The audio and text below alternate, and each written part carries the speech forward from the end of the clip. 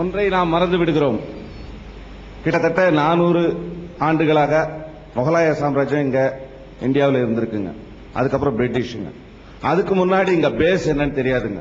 First of all இங்க base என்னன்னு தெரியாம இங்க வந்து முகலாய சாம்ராஜ்யம் நிறுவப்பட்டது. அதன் மூலம் இஸ்லாம் என்கிற மதம் நிறைய பேருக்கு கிடைச்சது. இஸ்லாம் என்கிற இனிய மார்க்கம் நிறைய பேர் கிடைச்சது. அதுல மாற்று கருத்து ஏதும் இல்லை. ஆனால் டெமோக்ராட்டிக் மன்னராட்சி என்பது வேறு. அப்ப மன்னராட்சியில தான் வந்து இஸ்லாம் என்கிற மார்க்கமே தோன்றியது. அதுக்கப்புறம் அடிமை ஆட்சி நடந்ததுங்க. இப்ப வந்து டெமோக்ராட்டிக் கண்ட்ரில ஒரு பிரிவினைவாதம் வர்றதுக்கு காரணம் இந்த மாதிரியான தீயவர்கள் கொடுக்கக்கூடிய, அதாவது தேவையில்லாத விஷயங்கள், மற்ற மார்க்கத்தை பின்பற்றக்கூடியவர்களை புண்படுத்தும் அளவுக்கு சில ஐடியாஸ் கொடுக்கறதுனால இந்த மாதிரி மார்க்கம் வந்து நெறி தவறி போகிறது. அதனால தீயவர்கள் வந்து சொல்ற பாதையில வந்து நீங்க போறதுனால நீங்க போறீங்கன்னு நம்ம சொல்ல வரலங்க. அந்த மாதிரி வேதம் சொல்லப்படி வேதம் என்ன சொல்லுகிறது, நீங்கள் என்ன நடந்து கொள்கிறீர்கள்? ஐயா வந்து அழகான கேள்வி கேட்கிறாங்க. என்ன கேட்கிறாங்கன்னு கேட்டா, அவங்க உள்ள கிடக்கையில் உள்ளது. இப்ப நம்ம நாட்டில் ஒரு ஜனநாயக நாட்டில் நம்ம வாழ்ந்து கொண்டிருக்கிறோம், பல மதத்தவர்கள். அதுல வந்து நம்ம தேசத்தை பிரிவினை 2 நாடாக ஆக்கியதற்கு வந்து முஸ்லீம்கள் ஒரு காரணமாக இருந்திருக்கிறாங்க. பாகிஸ்தான் பிரிஞ்சு போயிருச்சுல, ஒரே நாடா இருந்தது வந்து இப்ப 2 நாடா ஆயிடுச்சு. அப்போ அது ஒரு தீங்கு. அதுவும் சேர்ந்து இருந்தா இன்னும் பெரிய நாடாக ஒரு வலிமையா இருந்திருக்கும். அதானது அது ஒரு தீங்கான ஒரு காரியம் நிகழ்ந்திருக்கிறது. அதை நீங்க என்ன எப்படி அதை ஏத்துக்கிறீங்களா, அது எப்படி நடந்தது அப்படிங்கறது ஒண்ணு கேட்கிறாரு.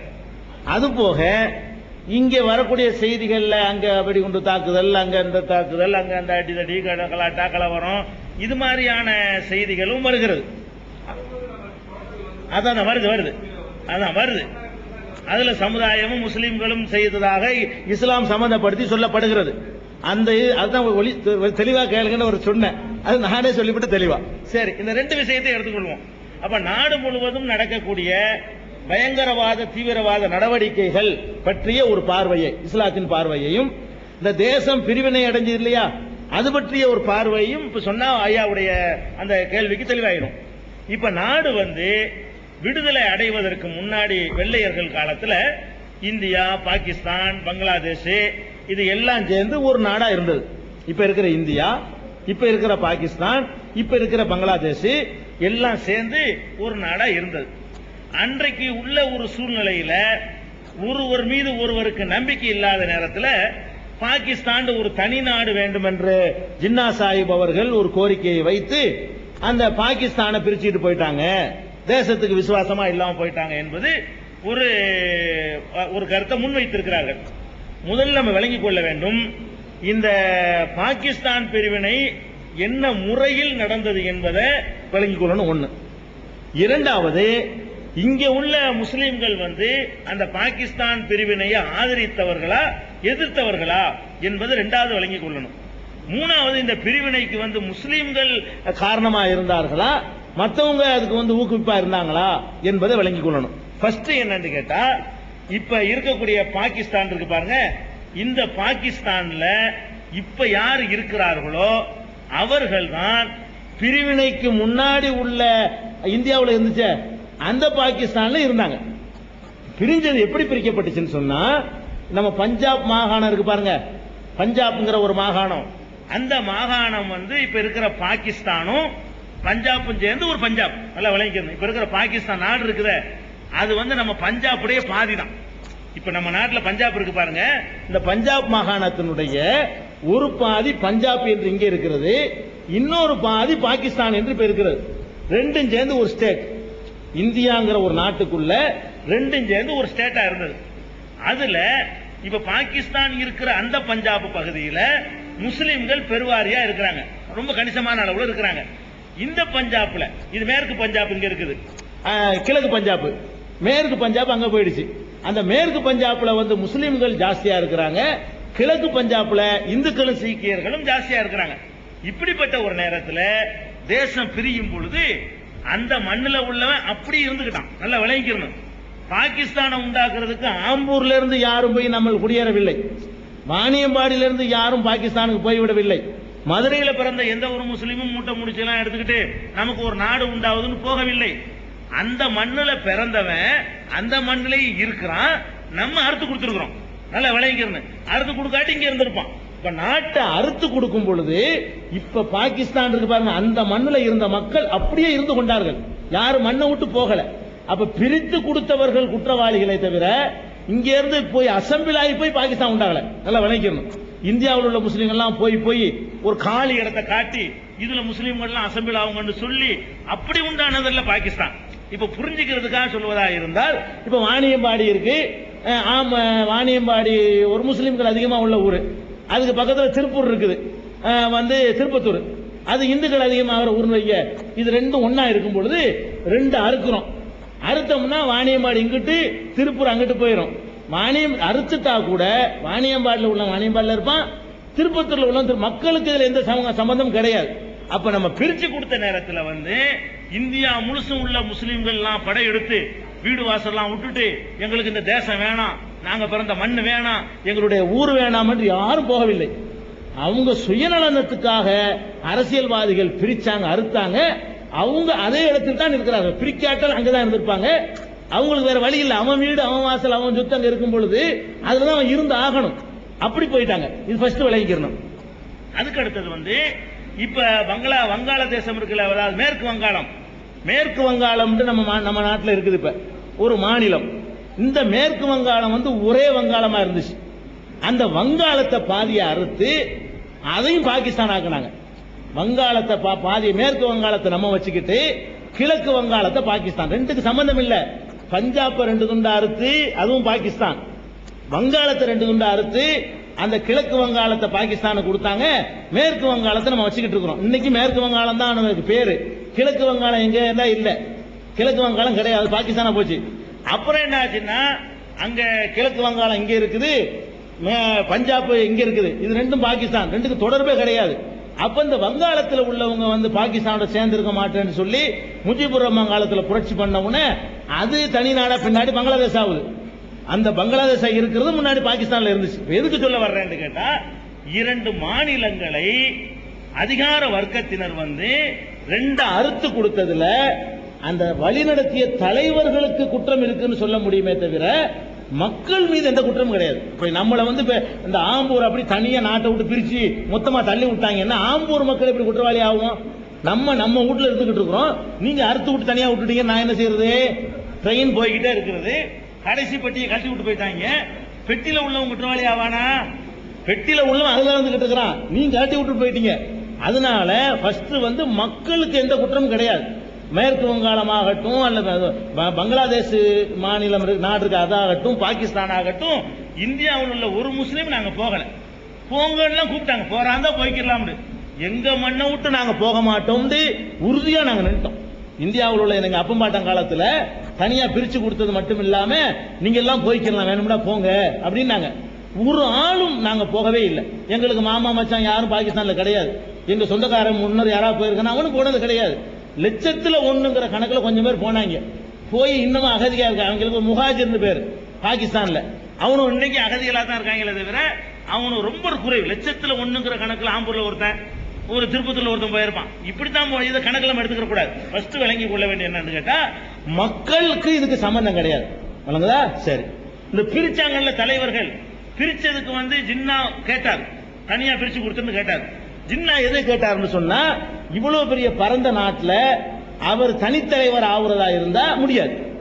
இந்துக்கள் மெஜாரிட்டியா இருக்கிற ஒரு நாட்டுல அவர் ஒரு பிரதமர் ஆக முடியுமா? முடியாது. அவர் என்ன பார்த்தாருன்னா, நம்ம முஸ்லிம்களை மட்டும் தனியா பிரிச்சுக்கிட்டு நம்ம போனோம்னு சொன்னா நம்ம ஒரு தலைவர் ஆயிரலாம்னு அவர் கனவு கண்டாரு. அதே நேரத்தில் இங்க உள்ள ராஜாஜி மாதிரியான அறிஞர்களும் அந்த RSS நிறுவனர்களும் என்ன செஞ்சாங்கன்னு கேட்டா, பிரிச்சு கொடுத்துதான் தீரணும். நல்லா வழங்கணும். ஜின்னா பிரிச்சு கேட்டது மட்டும் நம்ம தெரிஞ்சு வச்சிருக்கிறோம். ராஜாஜி பிரிச்சு கொடுக்க சொன்னதை மறந்துருக்கிறோம். ஏன் அப்படி சொன்னாங்கன்னு கேட்டா, பிரிச்சு கொடுக்காமல் இருந்தால், இப்ப நீங்க எடுத்துக்கிறீங்க, பாகிஸ்தான்ல பங்களாதேஷ்ல சேர்த்தீங்கன்னா 2லையும் சேர்ந்து ஒரு 25 கோடி மக்கள் இருக்கிறாங்க.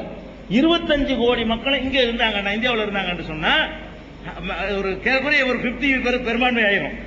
அவங்க நாளைக்கு ஆட்சியில வந்துடக்கூடாது அப்படிங்கிற ஒரு கணக்கு பண்ணி தனியா வெட்டி விட்டா தான் நமக்கு நல்லதுன்னு நினைத்து கொண்டு ராஜாஜியும் அந்த பிரிவினையை வந்து ஆதரித்தார், கொடுக்கணும்னு சொன்னார்.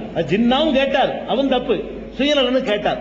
ஜின்னா வந்து தன்னுடைய தான் ஒரு தலைவனாக வேண்டும் என்பதற்காக ஜின்னா கேட்டதும் தப்பு. ஜின்னா கேட்டார்ல, இங்க உள்ளவங்க எல்லாம் சேர்ந்து ஆதரி கேட்டு அவன் கொடுத்திருப்பானா? அப்ப ராஜாஜி எது கொடுக்க சொன்னாரு? RSS தலைவர்கள், நிறுவன தலைவர்கள் எது கொடுக்க சொன்னாங்க? கொடுத்துருங்க, பிரிச்சு கொடுத்துருங்கன்றாங்க. ஏன்னு கேட்டா அப்பதான் வந்து கூடுதல் சின்ன மைனாரிட்டியா முஸ்லிம்களுக்கு இருப்பாங்க.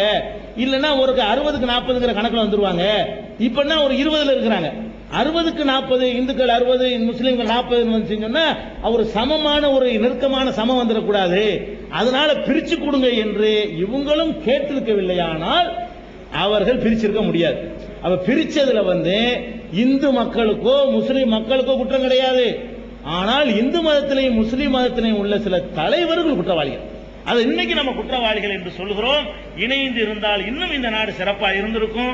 ராணுவத்துக்கும் நம்முடைய பொருளாதாரத்தில் வந்து 40% பாகிஸ்தானுக்கு பயந்துகிட்டு இந்தியாவும், இந்தியாவுக்கு பயந்துகிட்டு பாகிஸ்தானும் செய்யற சாதனங்களுக்கு செலவாகிட்டு இருக்குதுங்க.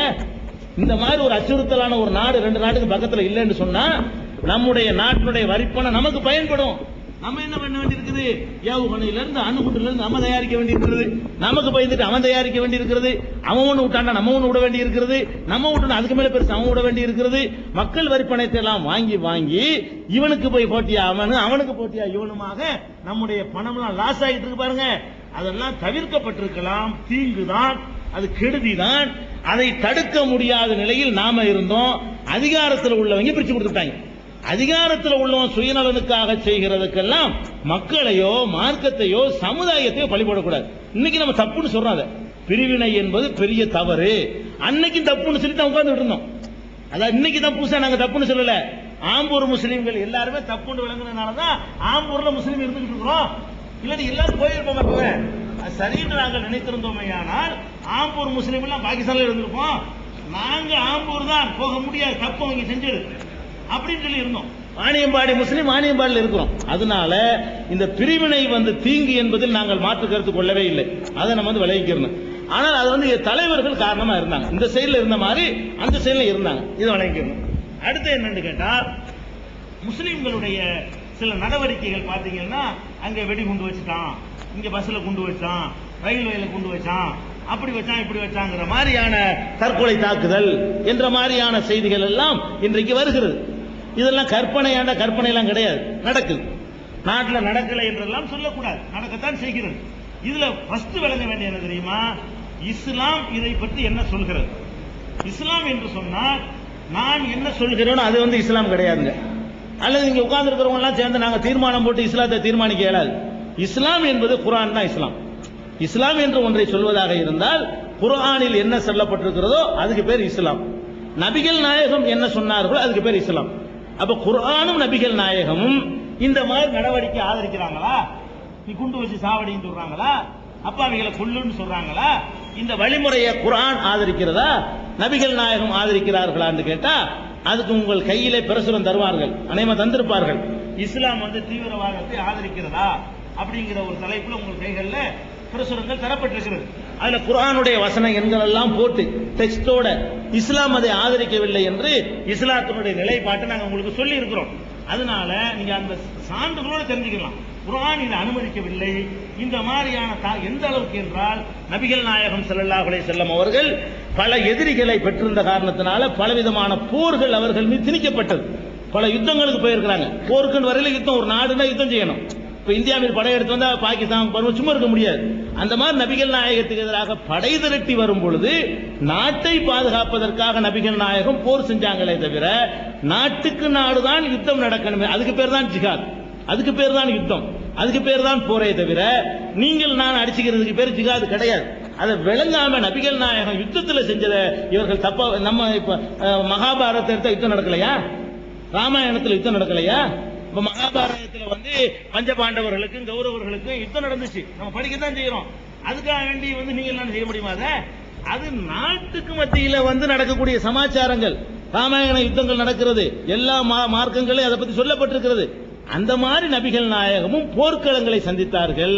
அது நாட்டுக்கு நாடு நடக்க வேண்டிய விஷயங்கள், பாதுகாப்புக்கு செய்யணும். தீவிரவாதத்தை இஸ்லாம் ஆதரிக்கிறான்னு கேட்டா கண்டிப்பா எதிர்க்கிறது. போர்க்களத்தில் கூட பெண்களை கொல்லக்கூடாது, சிறுவர்களை கொல்லக்கூடாது. நபிகள் நாயகம் சொல்றாங்க, யுத்தம் நடந்துகிட்டு இருக்குது, அதுல கூட பொம்பளைகளை அட்டாக் பண்ணக்கூடாதான். யுத்தம் நடந்துகிட்டு இருக்குது, அங்க உள்ள சின்ன பிள்ளைங்களை அடிச்சிடக்கூடாதான். யுத்தம் நடந்துகிட்டு இருக்கிறது, கல்லாத முதியவர்களை கொன்றக்கூடாது. யுத்த களத்தில் கூட வளங்களை கொள்ளையடிச்சிடக்கூடாது, சேதப்படுத்தக்கூடாது, மரங்களை வெட்டக்கூடாது. அந்த காலத்துல என்ன செய்வாங்க, யுத்தத்துக்கு போனாங்கன்னு சொன்னா யாருக்கும் யூஸ் ஆகக்கூடாதுங்கிறதுக்காக வேண்டி யானையை விட்டு நீர்நிலைகளை கலக்குவாங்க. அது செய்யக்கூடாதுன்னாங்க. இருக்கிறதெல்லாம் அடிச்சு நொறுக்குவாங்க, சேதப்படுத்துவாங்க பொருளாதாரத்தை.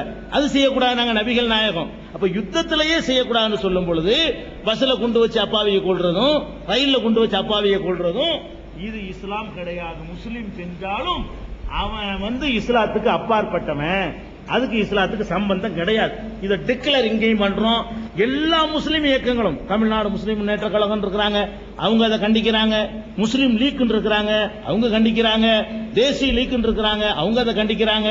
ஜமாத் இஸ்லாமி இருக்கிறாங்க, அவங்களும் அதை கண்டிக்கிறாங்க.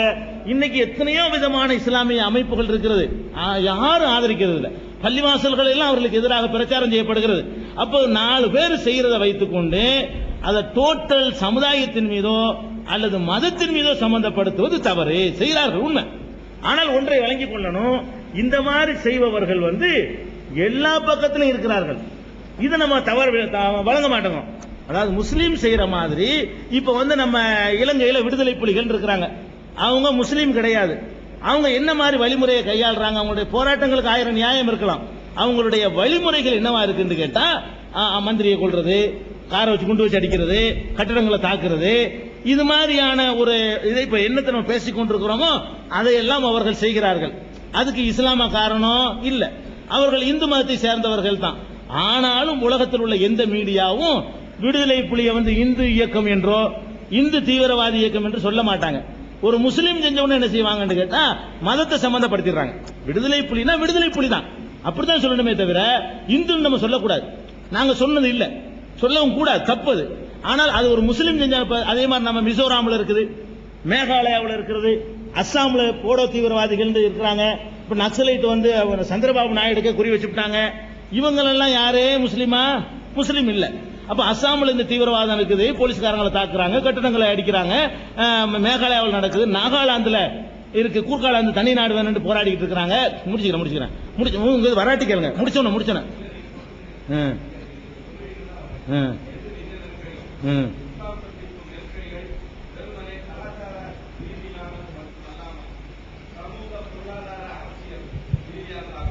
ஆனால் இந்த நெருக்கடிகள் பல்வேறு பரிமாணங்களை புரிந்து கொள்ளாமல் வெறுமனே கலாச்சார தளத்தில் நின்று கொண்டு தனக்கான அத்தனை போராட்டங்களையும் சந்திக்க வேண்டிய சூழ்நிலையில் இஸ்லாம் சமுதாயம், முஸ்லீம் சமுதாயம் எதிர்கொள்ள வேண்டியிருக்கிறது. அதான் சொல்றேங்க நானுங்க. வெறுமனே கலாச்சார தளத்தில் நின்று கொண்டு ஊடகங்கள்ல இப்ப கலாச்சார தளத்தில் நின்றுட்டு போராட வேண்டிய சூழ்நிலை இருக்குதுங்க. அதான் இப்ப நான் மறுபடியும் வலியுறுத்தி சொல்ல வேண்டிய கட்டாயத்தில் குறுக்கிடுவதற்கு மன்னிக்கவும். அதான் பிரச்சனை என்னன்னு கேட்டா எல்லாருமே அது மாதிரி ஈடுபடுறாங்க. உலகம் முழுவதும் தங்களுக்கு அநீதி இழைக்கப்படுது நினைக்கும் பொழுது என்ன செய்யறாங்கன்னா ஆயுதம் தூக்குறாங்க. நக்சலைட் தூக்குறாங்க, நாகாலாந்துல தூக்குறாங்க, மேகாலயாவில் தூக்குறாங்க, அஸ்ஸாம்ல தூக்குறாங்க. எல்லா பகுதிகளிலும் இந்த மாதிரி பண்றாங்க. அவங்களெல்லாம் மதத்தின் பெயரால் சொல்லப்படுறது இல்ல. சில பகுதிகளில் கிறிஸ்தவர்களே போராட்டத்தில் ஈடுபடுறாங்க. அவங்கள கிறிஸ்தவ தீவிரவாதின்னு உலகத்தில் யாருமே சொல்ல மாட்டாங்க. ஒரே ஒரு முஸ்லீம் ஏதாவது செஞ்சுட்டான்னு சொன்னா அவனுக்குன்னு ஒரு இயக்கம் இருக்கும். அல்லுமா தீவிரவாதிங்க அப்படி ஒரு இயக்கம் ஏதாவது வச்சிருப்பாங்கல்ல, அப்படி சொல்லலாமே தவிர மதத்தை சேர்க்கக்கூடாது. மதம் கண்டிக்குது, மத பெரியவர்கள் கண்டிக்கிறாங்க, எங்க சமுதாய இயக்கங்கள்லாம் கண்டிக்கிறது. 4 பேர் தனக்கு அநீதி இப்படிதான் வழின்னு நினைச்சு நம்ம செய்யறோம், தப்பது. அதை இஸ்லாத்தின் பேர்ல உலகம் முழுசும் ஒரு சூழ்ச்சியாக மேற்கத்திய உலகம் என்ன பண்ணுதுன்னு கேட்டா முஸ்லீம் செய்யறதை எல்லாம் இஸ்லாமிய கலரை பூசி, முஸ்லீம் எல்லாருமா செய்யறான், கோடியில ஒருத்தங்கிற கணக்குல இந்த மாதிரி செய்யக்கூடிய நேரத்தில் இஸ்லாமிய கலரை பூசியதை சொல்கிறார்கள். இன்னும் சொல்ல போனா இப்ப பள்ளிவாசல போய் இடிச்சாங்க, குஜராத் கலவரம் நடந்துச்சு, இதுகளை எல்லாம் சொல்லக்கூடிய நேரத்தில் கர சேவகர்கள் சொல்லுவாங்க. ஒரு மதத்தின் பெயரால ஆட்களை திரட்டிக்கிட்டு போய் ஒரு வழிபாடு தலத்தை இடிக்கிறாங்கன்னு அதுக்கு என்ன சொல்லணும்? மதத்தை சொல்ல மாட்டாங்க. கரசேவகர்கள் என்றோ அல்லது பஜ்ரக் தளத்துக்காரர்கள் என்றோ அல்லது விஹெச்பி காரர்கள் என்றோ அந்த இயக்கத்தை சொல்லுவாங்களே தவிர டிவிலையோ பேப்பர்கள்லயோ மதத்தை சொல்லி சேர்த்து ஜாயின்ட் பண்ணி சொல்றாங்களா? சொல்ல மாட்டேங்கிறாங்க. அதுவே ஒரு முஸ்லீம் செஞ்சாண்டா மாத்திரம் மதத்தில் சம்பந்தப்பட்ட, நான் நியாயப்படுத்தல, எல்லா பகுதியிலும் இது மாதிரி நடத்திட்டு இருக்காங்க. இந்த குண்டு வைக்கிறதும் தாக்குறதும் கொல்வதும். இப்ப பெஸ்ட் பேக்கரி வழக்குல வந்து இப்ப நீதிமன்றமே தலையிட்டு அதை வந்து இது பண்ணு அநியாயம் பண்ணிருக்கீங்க கேக்குது. அதெல்லாம் வந்து எங்கேயும் நடந்து கொண்டே இருக்கிறது. அதை வந்து இன்னும் அதை நிப்பாட்டுறதுக்கு தான் இந்த நல்லிணக்க நிகழ்ச்சி. எல்லா சமுதாய மக்களும் கூடி நமக்குள்ள அந்யோன்யமா ஒருத்தர் புரிஞ்சுக்கிட்டோம்னு சொன்னா எதிர்காலத்தில் நடக்காதுங்கிறதுக்காக இந்த மாதிரி முயற்சிகள் நம்ம மேற்கொண்டு இருக்கிறோம். ஆனாலும் முஸ்லீம்கள் இப்படி செய்தால் இஸ்லாம் கண்டிக்கிறது. ஆனால் முஸ்லீம் செய்வதற்கு இஸ்லாம் சம்பந்தம் கிடையாது. இதே மாதிரி எல்லா சமுதாயத்திலும் செய்யறாங்க. இந்த அடிப்படையை புரிந்து கொண்டோம்னு சொன்னா நமக்கு வராது. இந்த தீமையை தடுப்பதற்கு என்ன வழின்னா நாங்க கண்டுபிடிச்ச வழிதான். இந்த மாதிரி தீமை இனிமே நடக்கக்கூடாதுன்னு சொன்னால் எல்லா மக்களும் ஒன்னா ஒரு சபையில கூடணும். நீங்க எங்களை கேள்வி கேட்கணும், நாங்க உங்களை கேள்வி கேட்கணும். அப்ப ஒருத்தர் புரிஞ்சு கொள்வோம். நாளைக்கு கசப்பு வராது. அந்த தீமையை தடுப்பதற்கு இந்த ஒரு வழிமுறையை நாங்கள் கையாண்டிருக்கோம். அதான் அதுக்குள்ள பதில்.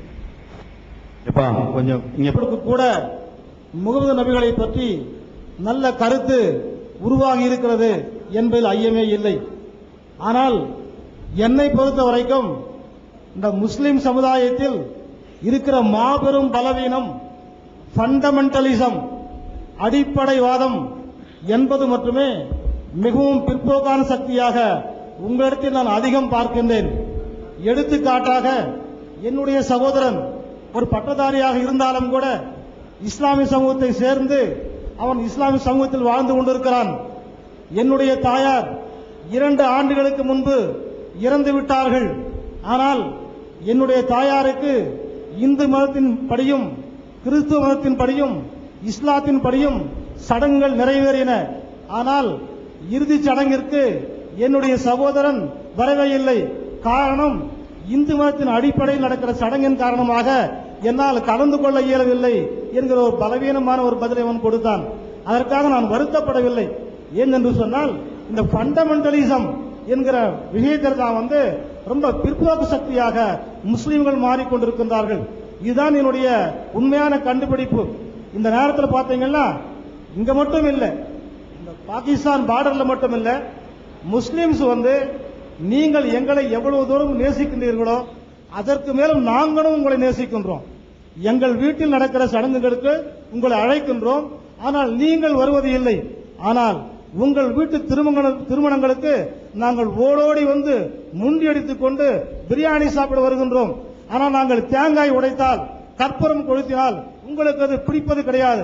அதை நீங்கள்லாம் கொஞ்சம் அட்ஜஸ்ட் பண்ணி போனீங்கன்னா we can live like brothers and sisters.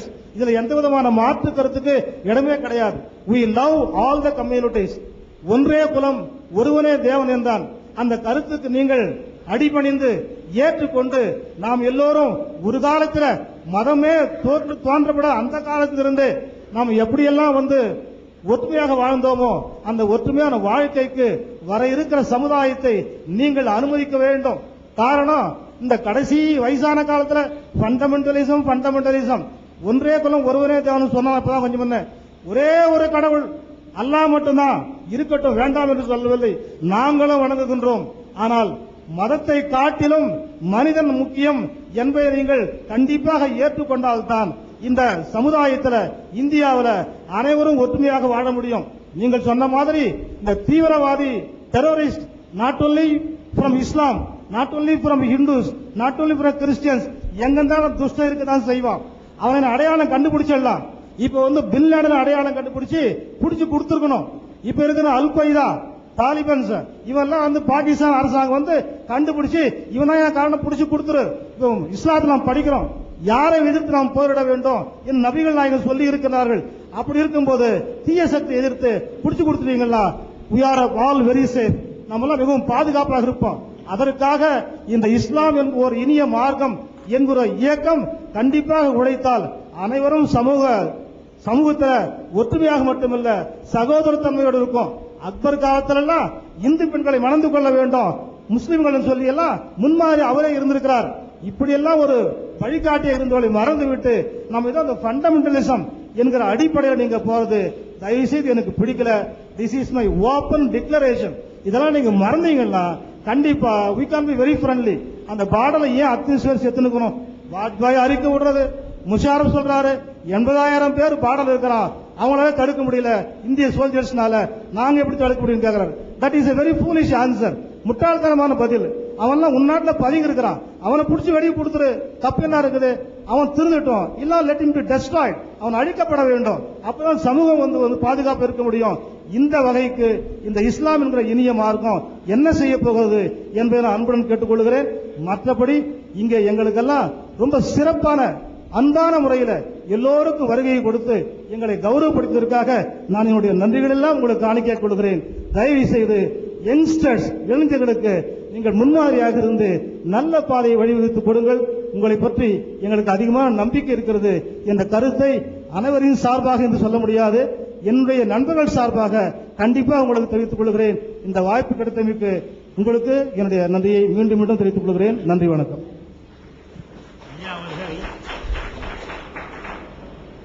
ஐயா அவர்கள் அழகான சில செய்திகளை உங்கள் முன்னால் வைத்திருக்கிறார்கள். ஆனால் அதில் நம்ம சில திருத்தங்களை நான் சொல்ல முதலில் விரும்புகிறேன். இந்த அடிப்படைவாதம் தான் ஃபண்டமெண்டலிசம் இருக்குல்ல, அதுதான் ரொம்ப பெரிய பலவீனமாக நான் கருதுகிறேன் என்று சொல்றாங்க. அடிப்படைவாதத்தை விட்டதுதான் அவங்களுடைய பலவீனம். அதாவது அடிப்படைவாதம் என்ன தெரியுமா, குர்ஆன்ல என்ன இருக்குதோ அதன்படிதான் வாழ்வேன், நபிகள் நாயகம் என்ன சொன்னார்களோ அதன்படிதான் வாழ்வேன் என்று ஒருத்தர் நடந்தா அதுக்கு பேர் அடிப்படைவாதம். அதை விட்டதுனாலதான் குண்டு வைக்கிறான். அடிப்படைவாதத்தை கரெக்டா கடைப்பிடிச்சான்னு சொன்னா நபிகள் நாயகம் போட்ட அந்த அடிப்படையிலே ஒருத்தன் போய்கொண்டே இருப்பான். நபிகள் நாயகம் என்ன சொன்னாங்கன்னு விளங்காம அவர்கள் செய்யக்கூடிய செயல்களை அடிப்படைவாதம் என்ற பெயரில் நம்ம சுட்டி காட்டக்கூடாது. முஸ்லீம்கள் செய்யக்கூடிய அந்த காரியங்கள் குர்ஆன்ல உள்ளபடி இருந்தா தான் அவங்க அடிப்படைவாதிகள் நம்ம சொல்லணும். நபிகள் நாயகம் சொன்னபடி நடந்தா தான் அது அடிப்படைவாதம்னு சொல்லணும். இப்ப ஐயா சொல்லக்கூடிய பல குற்றச்சாட்டுகளை நீங்க எடுத்து பார்த்தீங்கன்னா அடிப்படையை முஸ்லீம்கள் கைவிட்டதனால் அப்படி நடந்து கொண்டிருக்கிறார்கள்.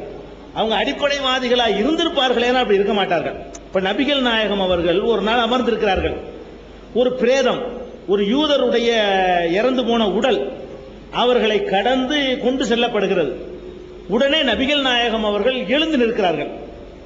கூடியிருந்தவர்கள் சொல்கிறார்கள், அவர் ஒரு யூதருடைய பெணம், அதுக்கு ஏன் நீங்க எழுந்திருக்கிறீங்க, அவரும் ஒரு மனித உயிர் தானே. நபிகள் நாயகம் சொல்றாங்க, யூதருடைய ஒரு பிரேதம் போகும் பொழுது அந்த பிரேதத்துக்கு ஒரு மரியாதை கொடுக்கணும், உசுரோட உள்ளவனுக்கு எந்திரிக்க கூடாதுட்டாங்க நபிகள் நாயகம். ஏன்னா கர்வம் வந்துடும், செத்து போனவனுக்கு எந்திரிச்சா ஒண்ணு வராது, அவன் கர்வமா அடைய போறான். அதனால உயிரோடு உள்ளவர்களுக்காக எழுந்து நிற்க கூடாது தடுத்துட்ட நபிகள் நாயகம் இறந்து போன பாடி போனுச்சுன்னு சொன்னான்.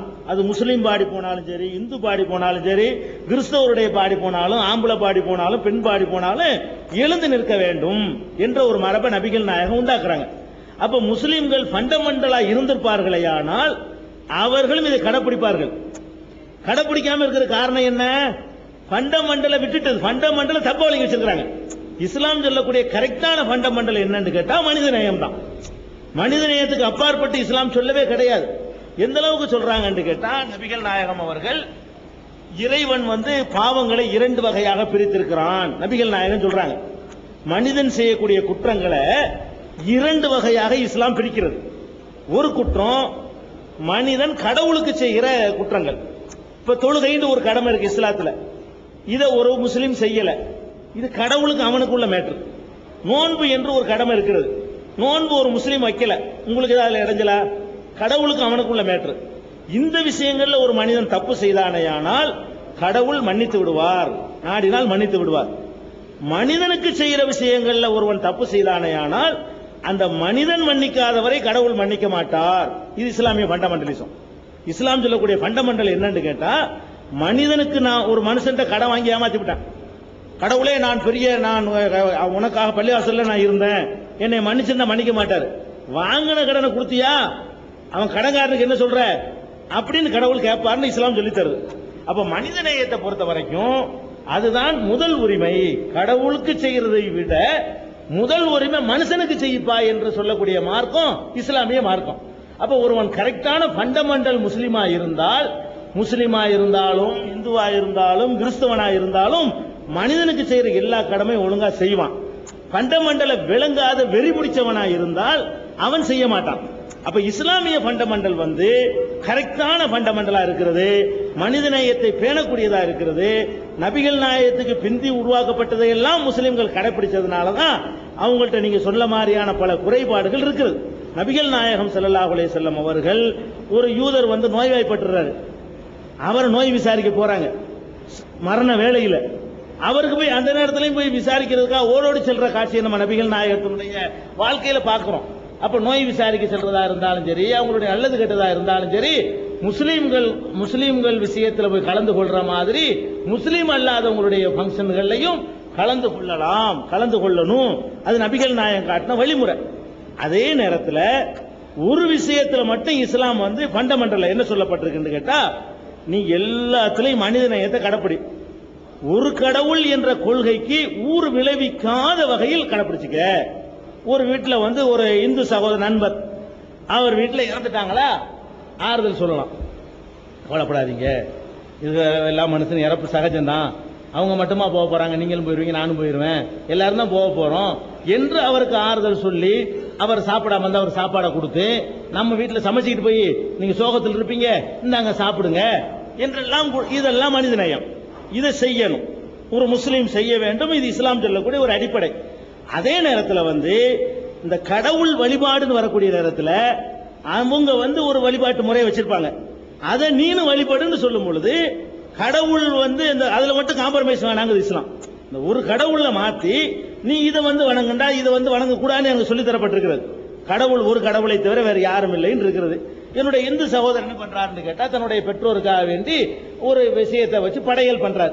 ஒரு சாமிக்கு என்ன செய்யறார், படையல் பண்றார். இப்ப எனக்கு என்னுடைய கொள்கை எனக்கு என்ன சொல்லி தருதுன்னு கேட்டா, வணக்கம் அல்லாவுக்கு மட்டும்தான். அவர் பண்ணா அவருக்கு ஆறுதல் சொல்லலாம், அவருக்கு உதவலாம், அவருக்கு உணவு கொடுக்கலாம். அவர் எதை கடவுளாக நினைக்கிறாரோ அதை நானும் நினைக்கணும்னு சொல்வது வந்து அது தப்பு, திணிக்கிற மாதிரி ஆயிரும். அப்படி நம்மளுக்கு எதிர்பார்க்கவும் கூடாது, அதை ஒரு குற்றமாகவும் எடுத்துக்கொள்ள கூடாது.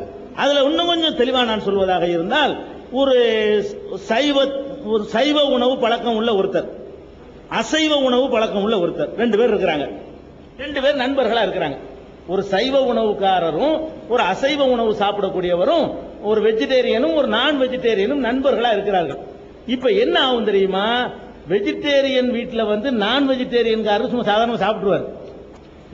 நான் வந்து வெஜிடேரியன், இவர் நான் வெஜிடேரியன் வைங்களேன். இவர் வந்து என் வீட்டுக்கு வர்றாருன்னு வைங்க, நான் உருளைக்கிழங்கு கொடுப்பேன், தக்காளி கொடுப்பேன், வர சாப்பிட்டு போயிடுவார். சாம்பார் கொடுப்பேன், ரசம் கொடுப்பேன், சாப்பிட்டு போயிடுவார். இவருக்கு எந்த ஒரு கூச்சம் இருக்காது, எந்த ஒரு பிரச்சனை அவர் கிடையாது. ஏன்னா அவர் வந்து வெஜிடேரியன் சாப்பிட்றதுனால பிரச்சனை இல்லை. என் வீட்டுக்கு அவர் வர்றாருன்னு வைங்க, நான் விரும்பக்கூடிய அந்த சிக்கன் 65 எடுத்து கொடுத்தேன்னு சொன்னா அது வந்து நான் நட்பை மதிக்கிறது ஆகாது. நான் என்ன நினைக்கணும்னு கேட்டா, அவர் வெஜிடேரியன், நான் வெஜிடேரியன். நான் வெஜிடேரியன் எல்லாம் வெஜிடேரியனை சாப்பிடுவாங்க, வெஜிடேரியன் வந்து நான் சாப்பிட மாட்டாங்க.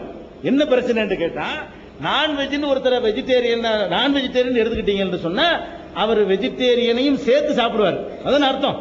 நான் வெஜிடேரியன் என்பவர் வந்து இறைச்சியும் சாப்பிடுவார், சாம்பாரும் சாப்பிடுவார்.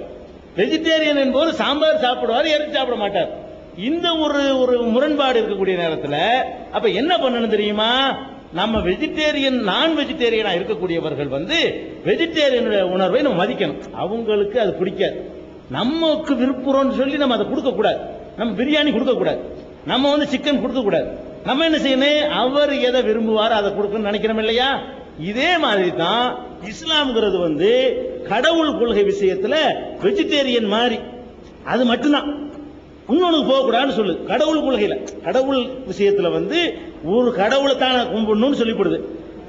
இந்து மதத்தினுடைய நண்பர்கள் வந்து நான்வெஜ் மாதிரி, அவங்களுக்கு ஒரு கடவுளும் ஓகே, அதுவும் 2 சரி, அவங்களுக்கு குற்றம் வராது. அவங்க மத நம்பிக்கை பிரகாரம் நான் வெஜிடேரியனுக்கு எப்படி வந்து 2ம் ஓகே இருக்கிறதோ அதே மாதிரி நான் முஸ்லீமுக்கு என்னவா இருக்கும்னு கேட்டா, அல்லாங்கிறியா ஓகே அதுவும் சரி, எனக்கு முருகன் அதுவும் எனக்கு சரியும் பாருவார். ஏன்னு கேட்டா அவர் நான்வெஜ் மாதிரி இருக்கிறதுனால அவருக்கு வந்து 2ம் அவருக்குள்ள அடங்கிருக்கு, உள்ளுக்குள்ள அடங்கி போயிடுது. இவங்க என்ன செய்யறாங்க, முஸ்லீம்களுடைய கொள்கை வந்து வெஜிடேரியன் மாதிரி டைப்பா இருக்கிறதுனால அவங்களுக்கு அந்த வெஜிடேரியன் மட்டும்தான் அவங்களுக்கு பிடிக்குமே தவிர அது இப்படி விளங்கிட்டோம்னு வைங்களேன். இது நம்ம விரக்தி எடுத்துக்கூடாது. நட்போ ஆறுதல் சொல்வதோ உதவி செய்வதோ, அடக்கம் செய்ய வேண்டி இருக்கிற கஷ்டப்படுறாரு, நாங்க ஒரு 10,000 வச்சுக்கிறோங்க, அது கடைசி காரியத்துக்கு பயன்படுத்திக்கிறோங்க, இதெல்லாம் செய்யணும். ஒரு முஸ்லீம் தன்னுடைய முஸ்லீம் அல்லாத ஒரு இந்து நண்பர் வீட்டில் ஒரு இளவு, ஒரு சாவு, ஒரு சோகம் ஏற்பட்டுருச்சா அவருக்கு அந்த நேரத்தில் என்ன செய்யணும், இந்த ஒரு 5,000 ரூபாய் கையில கொடுத்து, நல்லது கெட்டது இருக்குது, செலவுகள்லாம் இருக்குது, அதை கொஞ்சம் பார்த்துக்கிறங்க, நண்பன்கள் என்னால என்ற உதவி, இதெல்லாம் ஓகே. இது செய்யலாம், உணவு கொடுக்கலாம், ஆறுதல் சொல்லலாம், கண்ணை தொடச்சு விடலாம், அவருடைய கவனத்தை மாத்தலாம், இதுகளெல்லாம் செய்யுங்கன்னு இஸ்லாம் சொல்லிவிட்டு நான்வெஜ்ஜுக்கு போயிடாதீங்க. என்ன சொல்ல கவனிக்கணும். இதை நம்ம எப்படி எடுத்துக்கணும்னு கேட்டா, அது ஒரு கொள்கை உறுதின்னு எடுத்துக்கொள்ளணும். இன்னும் நான் தெளிவா சொல்வதாக இருந்தால், முஸ்லிமை விட்டுருவோம். ஒரு கம்யூனிஸ்ட் சிந்தனை உள்ளவர், ஒரு தீகா, அதாவது திராவிடர் கழக சிந்தனை உள்ளவர், அவர் ஒரு இந்து நல்ல ஆத்திகரா இருக்கக்கூடியவருக்கு நண்பரா இருக்கிறார். எந்த அளவுக்கு நண்பரா இருப்பார்? அவரு உதவி செய்வாரு, அது செய்வாரு. வழிபாட்டில் நண்பரா இருப்பாரா? இது நமக்கு இந்த எல்லையோட விட்டுருங்கன்றார். நமக்கு நாத்திக நண்பர் நமக்கு ஒருத்தர் இருந்தாருன்னு சொன்னா பள்ளிவாசல் வரைக்கும் கூட என்னை கொண்டாந்து விடுவாரு. விட்டுட்டு உள்ள வாங்க, இல்ல இது நமக்கு நம்ம எல்லாம் அவ்வளவுதான், அதுக்குள்ள நான் வரமாட்டேன்றாரு. இதை நம்ம ஒரு விகல்பமா எடுத்துக்கிற தேவையில்லை. அவர் கொள்கை கரெக்ட். அவருக்கு கடவுளை இல்லைங்கிறாரு, இல்லைங்கிறவரை பிடிச்சிட்டு எனக்கா வேண்டி வாண்டி எப்படி கூப்பிடுறது? ஒருவர் கடவுளை இல்லைன்னு சொல்லிக்கிட்டு கொள்கையில் இருக்கக்கூடிய நேரத்தில் அப்படி கூப்பிடக்கூடாது. அந்த மாதிரி தான் முஸ்லிம்களை பொறுத்த வரைக்கும் எல்லா விதமான முஸ்லிம் மக்கள், முஸ்லிம் அல்லாத மக்களுக்கு செய்யற எல்லா உதவிகளும் செய்ய சொல்லுது, உபகாரம் செய்ய சொல்லுது, உதவி செய்ய சொல்லுது. என்ன சொல்ல போனா, நபிகள் நாயகம் அவர்களுக்கு யூத சமுதாயத்தில் உள்ளவங்கள்ட்ட தான் விருந்துகள்லாம் பலமுறை கொடுத்திருக்கிறாங்க. ஒரு யூத பெண்மணி விஷம் கலந்த உணவை கூட கொண்டாந்து கொடுத்தாங்க. அதை நபிகள் நாயகம் சாப்பிட்டு பாதிக்கப்பட்டாங்க. அது ஒரு விஷயம். அப்ப அந்த அளவுக்கு நல்லிணக்கம் வச்சிருந்தாங்க. மரணிக்கிற நேரத்தில் தன்னுடைய கவச ஆடையை அடமானம் வைத்திருந்தார்கள். யார் இடத்துல? யூதர் இடத்துல. அது மீட்காமலேயே மரணித்து விட்டார்கள்.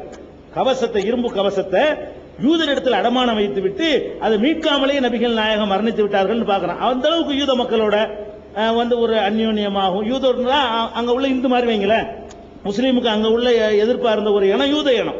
அப்ப யூத மக்களோட அந்த அளவுக்கு அந்யோன்யமா நபிகள் நாயகம் பழவி இருக்கிறாங்க. அதுக்கெல்லாம் இஸ்லாமிய ஃபண்டமெண்டல் எந்த வகையிலும் இடைஞ்சலா இல்ல. ஒரு நபிகள் நாயகத்தினுடைய ஒரு தோழர் ஒருத்தர் அன்னைக்கு விசேஷமான ஒரு உணவு சமைக்கிறாரு. சமைச்சோன்னு கேட்கிறாரு, நம்ம பக்கத்து வீட்டில் இருக்கிற யூதர் கொடுத்து விட்டீர்களா? நம்ம பக்கத்து வீட்டில் இருக்கிற யூதர் ஒருத்தர் இருக்காரு, பக்கத்து வீட்டாரை கவனிக்க சொல்லி இருக்கிறாங்க நபிகள் நாயகம், அந்த யூதர் கொடுத்தீரான்னு கேட்கிறாங்க. அந்த அளவுக்கு நபிகள் நாயகம் ட்ரைனிங் கொடுத்துட்டு போயிருக்காங்க. அண்டை வீடுன்னு சொன்னா முஸ்லீம் அண்டை வீடு, இந்து அண்டை வீடு, கிறிஸ்தவ அண்டை வீடுன்னு பார்க்க கூடாது. பக்கத்து வீட்டுக்காரனோட நல்லுறவு, நண்பர்களோட நல்லுறவு, இதுகளை எல்லாம் இஸ்லாம் பேண சொல்லுகிறது. என்ன பிரச்சனை கேட்டா, இந்த வெஜிடேரியன் நான் வெஜிடேரியன் பிரச்சனை மாதிரி உள்ளதுதான். இப்ப எனக்கு ஒரு ஐயர் நண்பர் இருக்காருன்னு வைங்களேன், நான் ஐயர் வீட்டுல உணவை நான் சாப்பிட்டுருவேன், என் வீட்டு உணவை ஐயர் சாப்பிடுவாரான்னு நான் தான் கொஞ்சம் கவனிக்கணும். சரி, ஐயரா இருக்காரு அவர், ஐயர் என்ன செய்ய மாட்டாரு, என் வீட்டுல சாப்பிட கொஞ்சம் யோசிப்பாரு. அப்ப ஐயருக்கு எந்த மாதிரி உணவு பிடிக்குமோ அந்த மாதிரி உணவை நான் கொடுத்து அப்படி பெருந்தன்மை ஆகிக்கிட்டா நமக்கு கசப்பு வருமா? இல்ல, நீ என்ன நட்பு, நான் உன் வீட்டுல எல்லாம் திங்கிறேன்ல, நான் உன் வீட்டுல எப்ப வேணாலும் சாப்பிடுறேன், நீ என் வீட்டுல சாப்பிட மாட்டேங்கிற, நான் நட்பு இல்லைன்னு சொல்ல முடியுமா? அது ஒரு பாலிசி அவருக்கு. ஐயருக்கு நான்வெஜ் சாப்பிட மாட்டேன்னு ஒரு பாலிசி. அதை ஏற்றுக்கொள்ற மாதிரி முஸ்லீம் இந்த கடவுள் விஷயத்துல ஒரு கடவுளை தாண்ட மாட்டாங்க. அது மத்தத வழிபடுறத ஒத்துக்கிற மாட்டாங்க. மனுஷனை வழிபட மாட்டாங்க. தாயை கூட கும்பிடக்கூடாதுன்னு இஸ்லாம் சொல்லுது. எங்க பெத்த தாயா இருந்தா கூட அவங்க காலில் விழுந்து கும்பிடாத அப்படின்னு இஸ்லாம் எனக்கு சொல்லு. கடவுளுக்கு மட்டும் தான் கும்பிடு, தாய்க்கு இல்ல, வாத்தியாருக்கு இல்ல, யாரையும் கும்பிடக்கூடாது. பல தெய்வ வணக்கம் உண்டாயிரும், ஒரே ஒரு சூப்பர் பவரை மட்டும் கும்பிடுன்னு சொல்லுது. அதனாலதான் சில விஷயங்கள்ல இந்த மாதிரி சில கான்ட்ரவர்சி வரும். ஆனா அந்த நண்பர் அறவே வராம இருந்திருக்காரு, ஐயாவுடைய அந்த இதுல கலந்து கொள்ளாம இருந்திருக்கிறார். அது தவறு, இஸ்லாமிய ஃபண்டமெண்டல் படிய தவறு. கலந்து கொள்ளணும், ஆறுதல் சொல்லணும், பல வகையில் அவருக்கு என்னென்ன ஒத்தாசையா உறுதுணையா இருக்கணுமோ அதுல உறுதுணையா இருக்கணும். ஏன் பாடியை கூட தூக்கிட்டு போய் அடக்கம் செய்யறதுக்கோ புதைக்கிறதுக்கோ போறா இருந்தால் எல்லா மனுஷனுடைய பாடியும் பாடிதான், அதுக்கு ஒத்துழைப்பு செய்யறா இருந்தாலும் செய்யலாம். அவர் கடவுளேண்டு அதை போய் கடவுள் நீ கும்பிட்டு நீ வழிபாடு செய்யணும்னு கூப்பிட்டா அதை அவர் நிராகரிக்க தான் செய்வார். அது அது ஒரு கொள்கை விஷயம். ஒரு நாத்திகர் எப்படி அதை ஒத்துக்கிற மாட்டாரோ அந்த மாதிரி இதை புரிஞ்சு கொள்ளணும். அதனால மற்ற விஷயங்கள்ல எல்லாம் மனித நேயத்திலையும் சகோதரத்துவத்தையும் அவ்வளவு அற்புதமாக இஸ்லாம் வலியுறுத்துகிறது. அதுக்கு இஸ்லாம் தடையா இல்லை. ஃபண்டமெண்டலை விட்டது பல நிறைய விஷயங்கள்ல முஸ்லீம்கள் என்ன செய்யறாங்கன்னா, பிற மக்களோட பழகுறதே இல்லை. பக்கத்து வீட்டில் ஒரு முஸ்லீம் இருந்தா ஏதாவது கொடுப்பாங்க, இந்த பக்கத்தில் முஸ்லீம் அல்லாதவர் இருந்தா அதை கண்டுக்கிற மாட்டேங்கிறாங்க. இதெல்லாம் ஃபண்டமெண்டல் தெரியாதனால வருது. இஸ்லாம் சொல்லக்கூடிய அந்த ஃபண்டமெண்டலை கரெக்டா ஃபாலோ பண்ணாங்கன்னு சொன்னா உண்மையாகவே நல்லிணக்கம் ஏற்பட்டு வரும். ஃபண்டமெண்டலை தப்பா புரிஞ்சுக்கிறதுனால வந்துடும். நம்பர் 4